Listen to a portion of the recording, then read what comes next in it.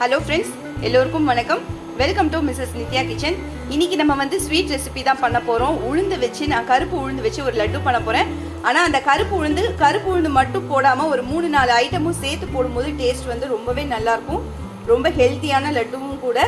இது எப்படி சேர்த்து அப்படின்னு பார்க்கலாம். அதுக்கு நான் வந்து ஃபஸ்ட்டு 1 கப் அளவுக்கு பச்சை வேர்க்கடலை எடுத்திருக்கேன். வறுத்த வேர்க்கடலை இருந்ததுன்னா அதை கூட நீங்கள் எடுத்துக்கலாம். நான் இன்னைக்கு வந்து பச்சை வேர்க்கடலையை எடுத்துட்டு அதை வந்து நல்லா வறுத்துட்டு அதை தனியாக நான் ஃபஸ்ட்டு எடுத்துக்கிறேன். இன்றைக்கி நம்ம போட போகிற ஐட்டம் எல்லாமே நம்ம வந்து ஒரே கப்பில் மெஷர் பண்ணினோன்னா அளவுகளும் கரெக்டாக இருக்கும், டேஸ்ட்டும் ரொம்பவே நல்லாயிருக்கும். அதுக்கேற்ற மாதிரி நம்ம வந்து வெல்லமும் நம்ம சேர்த்துக்கலாம். இப்போ பார்த்தீங்கன்னா தொடர்ந்து நான் வந்து வறுத்துட்ருக்கேன். 3-4 நிமிஷத்துக்கு மேலே ஆயிடுச்சு. இப்போ நமக்கு வேர்க்கடலையோட கலரும் கொஞ்சம் சேஞ்ச் ஆகி வந்துடுச்சு. இப்போ பார்த்தீங்கன்னா இது எடுத்தோன்னா நமக்கு உரிக்கிறதுக்கு வரணும். அந்த அளவுக்கு நமக்கு வந்தால் தான் நல்லா வறுந்து வந்துடுச்சு அப்படின்னு அர்த்தம். இப்போ இதை வந்து ஒரு பாத்திரத்தில் மாற்றிடலாம். இப்போ இந்த வேர்க்கடலையை வறுத்ததை நான் வந்து ஒரு பாத்திரத்தில் மாற்றிருக்கேன். இது நல்லா சூடு ஆறணும். ஆறினதுக்கப்புறமா இந்த தோல் எல்லாத்தையும் நீக்கிட்டு அதுக்கப்புறம் தான் நம்ம வந்து லட்டு பண்ண போகிறோம். இது தனியாக வச்சிடலாம், கொஞ்சம் ஆறட்டும். அதுக்குள்ளே நம்ம மற்ற ஐட்டம் எல்லாத்தையும் வறுத்துடலாம். இப்போ நான் அதே கப்பால் 1 கப் அளவுக்கு முழு உளுந்து எடுத்திருக்கேன். முழு உளுந்து வந்து வறுபட்டு வர கொஞ்சம் டைம் ஆகும். இதுலேயே பாதி உடைச்ச மாதிரி வரும் உளுந்து, அது கூட நீங்கள் சேர்த்துக்கலாம். அது கொஞ்சம் சீக்கிரமாக வறுந்து வந்துடும். இது கொஞ்சம் வறுகிறதுக்கு கொஞ்சம் லேட் ஆகும். நம்ம வந்து முழு உளுந்தாகவும் எடுத்துக்கலாம். அப்படி இல்லைன்னா உடைச்ச உளுந்து பாதியாக இருக்கும், அந்த மாதிரி உளுந்தும் நீங்கள் எடுத்துக்கலாம். அது கொஞ்சம் சீக்கிரமாக நமக்கு வந்து வறுத்துரும். இது கொஞ்சம் வறுகிறதுக்கு கொஞ்சம் டைம் எடுக்கும்.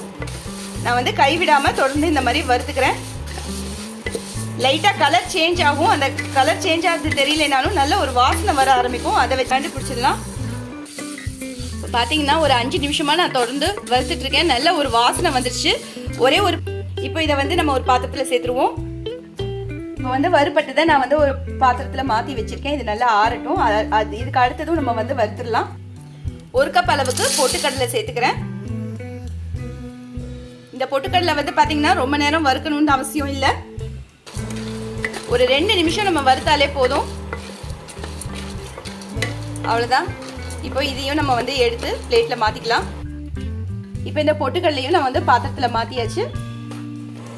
இதுக்கு அடுத்ததாக பார்த்தீங்கன்னா வெள்ளை எள்ளு சேர்த்துக்கிறேன். 1/2 பவுல் அளவுக்கு, பாதி பவுல் கப்பால் நான் வந்து 1/2 கப் அளவுக்கு எள்ளு எடுத்துட்டு அதை நான் சேர்த்துருக்கேன். வெள்ளை எள்ளு சேர்த்துருக்கேன். நல்ல வாசனையை கொடுக்கும், டேஸ்ட்டும் ரொம்பவே அட்டகாசமாக இருக்கும். அதனால இதையும் போட்டுட்டு நல்லா வறுத்துக்கலாம். லேசாக நமக்கு சூடு வந்ததுனாலே நமக்கு வெடிக்க ஆரம்பிச்சிடும். அப்படி வெடிக்க ஆரம்பித்த உடனே நம்ம மாற்றிடலாம். இப்போ பார்த்தீங்கன்னா நமக்கு நல்லா வெடிக்க ஆரம்பிச்சிருச்சு. வெடிக்க ஆரம்பித்து ஒரு 3-4 செகண்ட் வச்சாலே போதும். எல்லாமே படப்படன்னு வெடிக்க ஆரம்பிச்சிடும். அதுக்கப்புறம் நம்ம எடுத்துடலாம். இப்படி வெடிக்க ஆரம்பித்த உடனே நமக்கு கலரும் கொஞ்சம் சேஞ்ச் ஆக ஆரம்பிச்சிடும். இந்த சமயத்தில் நம்ம இந்த எல்லையும் எடுத்துடலாம். இப்போ நம்ம எடுத்து வச்சுருக்கிற எல்லையும் சேர்த்தாச்சு. 1 கப் அளவுக்கு வெள்ளை அவல் எடுத்திருக்கேன். இதையும் நம்ம நல்லா வறுத்துடலாம். அவலும் நமக்கு சீக்கிரமாகவே வறுபட்டு வந்துடும். அதனால மீடியம் ஃப்ளேமில் ஒரு 2-3 நிமிஷம் வச்சாலே போதும். நல்லா செவக்கணும் அப்படிங்கிற அவசியம்னா கிடையாது. லைட்டாக சூடு வந்தாலே போதும். பார்த்தீங்கன்னா அவளும் நல்லா செவந்து நல்லா வறுபட்டு வந்துடுச்சு. வாசனையும் வர ஆரம்பிச்சிடுச்சு. இந்த சமயத்தில் இதையும் நம்ம வந்து எடுத்து பிளேட்டில் மாற்றிடலாம். இப்போ நம்ம வந்து வறுத்த அவலையும் அதே பிளேட்டில் மாற்றிடுவோம். பார்த்தீங்கன்னா வேர்க்கடலையில் நல்லா ஆறிடுச்சு. நான் தொளி வந்து பாதி அளவுக்கு தான் நான் வந்து எடுத்திருக்கேன். தொளியோடு போட்டோன்னா அது ஒரு தனி டேஸ்ட்டாக இருக்குங்கிறனால நான் பாதி அளவுக்கு எடுத்திருக்கேன். உங்களுக்கு தொளி வேண்டாம் அப்படின்னா நீங்கள் ஃபுல்லாக கூட எடுத்துகிட்டு சேர்த்துக்கலாம். இப்போ பார்த்தீங்கன்னா நமக்கு எல்லாமே நல்லா ஆறி வந்துடுச்சு. கருப்பு உளுந்து, பொட்டுக்கடலை, அவல், எள்ளு எல்லாமே நல்லா ஆறிடுச்சு. இப்போ இதை வந்து நம்ம மிக்ஸி ஜாரில் போட்டு நம்ம வந்து பவுடராக எடுத்துக்கலாம். இப்போ பார்த்தீங்கன்னா பாதி அளவுக்கு என்னுடைய ஜாரில் பாதி அளவுக்கு நான் வந்து போட்டிருக்கேன். இதோட ஒரு 2 கை அளவுக்கு வேர்க்கடலையும் நம்ம வந்து போட்டு சேர்த்து அரைச்சிக்கலாம். இப்போ இதை வந்து நான் நல்லா நைஸாக நான் வந்து அரைச்சிக்கிறேன். உங்களுக்கு கரகரப்பாக வேணும்னா கொஞ்சம் கரகரப்பாக கூட நீங்கள் இதை வந்து அரைச்சிக்கலாம்.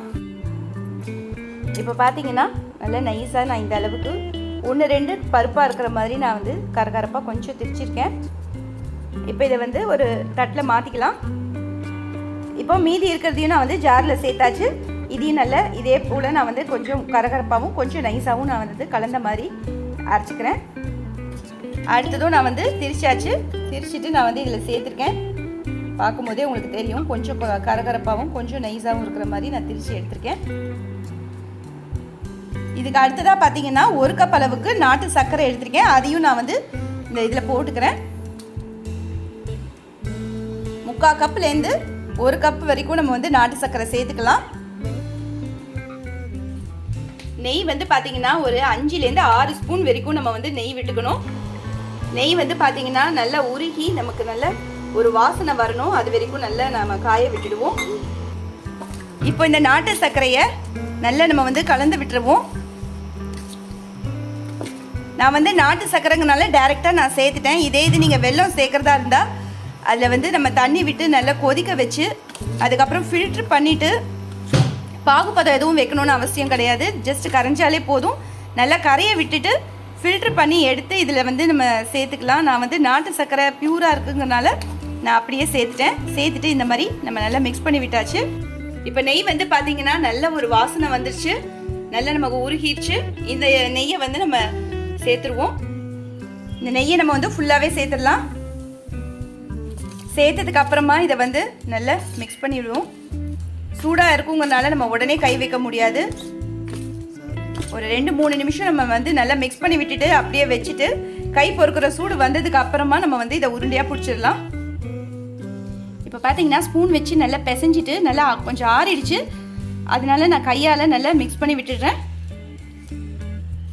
இப்போ நமக்கு வந்து கை பொறுக்கிற சூடு வந்துருச்சுங்கனால நான் வந்து உருட்டிடுறேன். அவ்வளோதான், நம்மளுடைய லட்டு ரெடி ஆயிடுச்சு. இப்போ இதை வந்து ஒரு பாத்திரத்தில் மாற்றிடுவோம். வந்து உருண்டை எல்லாத்தையுமே பிடிச்சாச்சு. லட்டு ரெடி ஆயிடுச்சு. கண்டிப்பாக நீங்கள் ட்ரை பண்ணி பாருங்கள். ரொம்ப ரொம்ப டேஸ்ட்டாக இருக்கும். ரொம்ப கிறிஸ்பாகவும் இருக்கும். இப்படி எடுத்தோன்னா போதும். உங்கள் பாருங்கள் தூளாகவே ஆயிடுச்சு. அந்த அளவுக்கு செம்ம சாஃப்டாக இருக்கும். பார்க்கும்போதே உங்களுக்கு தெரியும். நீங்களும் செஞ்சு பாருங்கள். செஞ்சு பார்த்துட்டு எப்படி இருக்குது அப்படின்னு மறக்காமல் சொல்லுங்கள். இந்த வீடியோ பிடிச்சிருந்தா மறக்காமல் லைக் பண்ணுங்கள், ஷேர் பண்ணுங்கள், கமெண்ட் பண்ணுங்கள். மிஸ்ஸஸ் நித்யா கிச்சனுக்கு சப்ஸ்கிரைப் பண்ணிக்கோங்க. தேங்க்ஸ் ஃபார் வாட்சிங்.